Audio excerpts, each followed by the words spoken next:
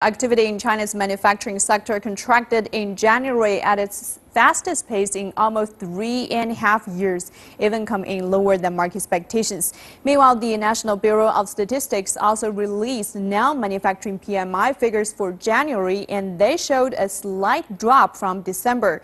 And there were some good news from the services sector, however, which is still performing well. And our Zhao Yang has more.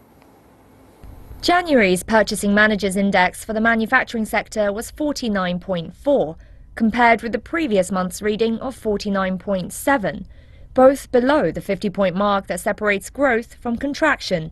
It is the weakest index reading since August 2012. The 0.3 percentage points drop is within the reasonable range.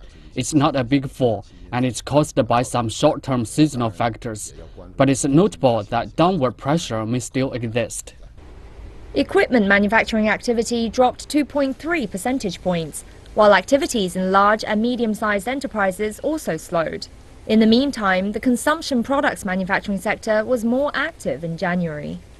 Supported by supply-side reform, activity in the steel industry recovered in January, though it remained in contraction territory. Destocking in the manufacturing sector accelerated during the same period. Activities in the non-manufacturing sectors eased by less than 1 point from the previous month to 53.5. New orders in the sectors also decreased from above the 50 boom-bust line to slightly below it. Experts say the recent stock market turbulence has taken its toll on business activity in general. Activity in consumption-related sectors rose primarily because of the upcoming Chinese New Year. Business activities in retail, hospitality, catering and transportation have grown at a relatively fast pace. However, both new orders and business activity in the real estate sector declined for the second straight month.